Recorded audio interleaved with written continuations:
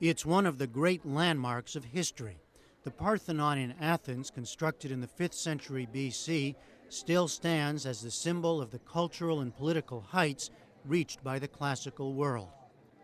But it is today also at the center of a very modern debate over who holds claim to a set of marble friezes that once adorned the structure.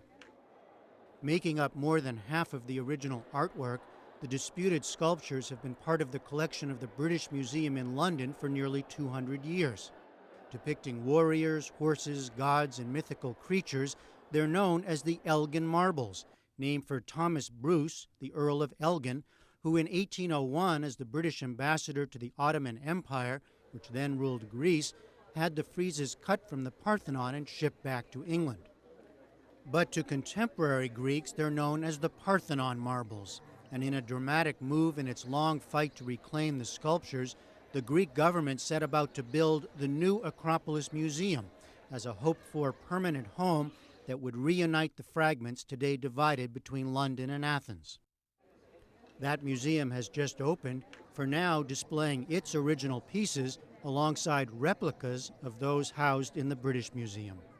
We have our own debate now with James Cuno, the president and director of the Art Institute of Chicago and author of the recent book, Who Owns Antiquity? Museums and the Battle Over Ancient Heritage. And Christopher Hitchens, columnist for Vanity Fair and author of the book, The Parthenon Marbles, The Case for Restitution. Christopher Hitchens, you've been arguing for the return for a long time. You visited the new museum. How does its existence move the argument now?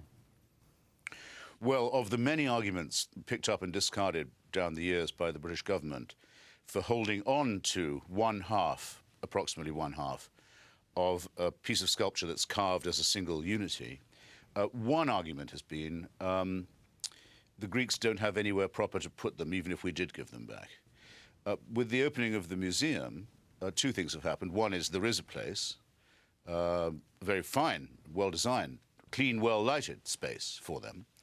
And second, that you can see the marbles displayed as they would be if they were together. And just to explain it creates a demand for what I would call not restitution, as my book does, but reunification. Just to explain that, the museum is putting in replicas to show what it would look like if whole, yes. Correct?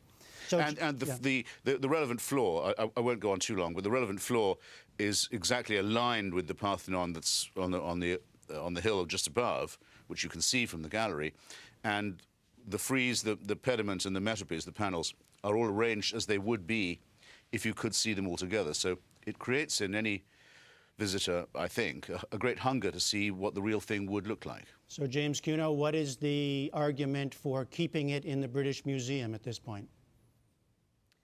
Well, a number of arguments, but let me go back just to that one. The argument for reunification of these things is an argument for reunifying them anywhere. They needn't be there since they aren't going to be on the Parthenon itself, but rather are going to be themselves if they were to be brought back together in another place outside the Parthenon. They could be outside the Parthenon in London as well as in Athens. British Museum places them in the context of the world's culture. We have to remember that the Parthenon that we're talking about is a Parthenon that existed for only a few hundred years. The Parthenon and the Acropolis and Athens itself came under the Roman Empire for some 700 years, and after that the Byzantine Empire for 900 years, in which the Parthenon was a church. It was Our Lady of Athens. And then after that, for 375 years, it was part of the Ottoman Empire, in which it was a mosque. So this idea of restoring the Parthenon is an idea of restoring a fantasy of a building by having removed from that building all the accretions, historical accretions of thousands of years of its history, to restore something to what is an imagined monument, a monument that is going to forever be a fragmentary relic.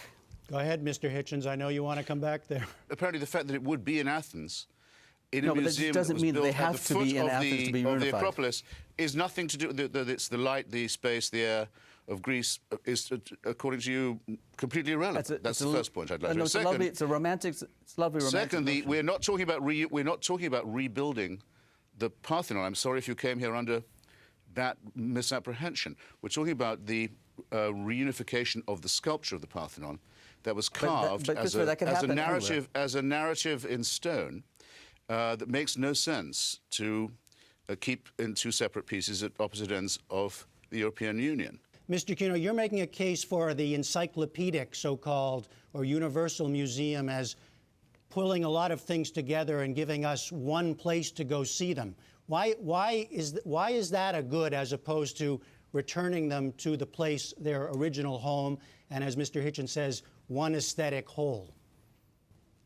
Because I think the British Museum restores the complicated, diverse context of culture itself to these sculptures. You have to realize that the monument that we're looking at right now, a nationalist monument to the modern state of Greece, was created in 1830 and 1834, when the new state had its king, which was a Prince Otto from Bavaria, and who had hired his father's favorite architect, Leo von Klenze, to now conceive of a master plan for the restoration of the Acropolis. And Leo von Klenze began by removing from it all the accretions of its history over thousands of years that were not, in his mind, Athenian.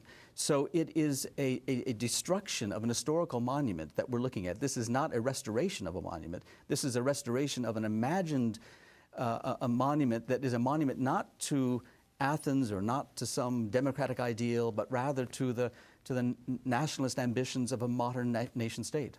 Parthenon pediment and front is the symbol of the European Union, as I'm sure you know. It's the model for the Supreme Court. It's been copied as something very close to architectural perfection in innumerable cultures. It belongs to the world just as much as it belongs to Greece. But you keep on talking about the building, and what we're talking about is the marbles, the sculpture. But Christopher, but it doesn't. It would make no difference to you that it was in Greece, where it was carved by Greek-speaking sculptors within sight of the Parthenon, with which it used to adorn. So you can see the sculpture and the building on the same day. That's all irrelevant to you. I don't. That's all I wanted you to say. It is not irrelevant. It is not the only relevant context in which to see these things. But first of all, you're making an argument that is not the Greek government's Glasgow argument. The Greek government's argument is restitution. The Greek government is not your argument. These things are not going to be reunited in Athens until the Greek government recognizes the British claim to ownership of these pieces. That's an historical and legal fact, and the Greek government is ignoring that. I sometimes see this whole debate cast as who owns history, a big question. Are those the stakes here? Why should the rest of us care? I think that there's a natural revulsion in all people against desecration. It doesn't matter whether you're Greek or English or Polish. To see a beautiful work of art wrenched apart is to create in you the desire to see it restored, to see it repaired, to see what damage can be undone. That is the whole ground of this argument. And James Cuno, how do you define the stakes? Well, I deplore desecration, just like Christopher. But in this case, the desecration was not only done, if you call it desecration, by Lord Elgin, but it was also done by the Greek government in 1830 and 1834 when they cleansed that site of all the historical creation. They created a monument by removing from that monument hundreds of years of its history. So they desecrated it, certainly. All right, we'll leave it there. There is not all damage can be undone, but do not make the best the enemy of the good. There is one very important piece of damage that can be repaired. Not to do it is to be an accomplice in the continuing atrocity of desecration.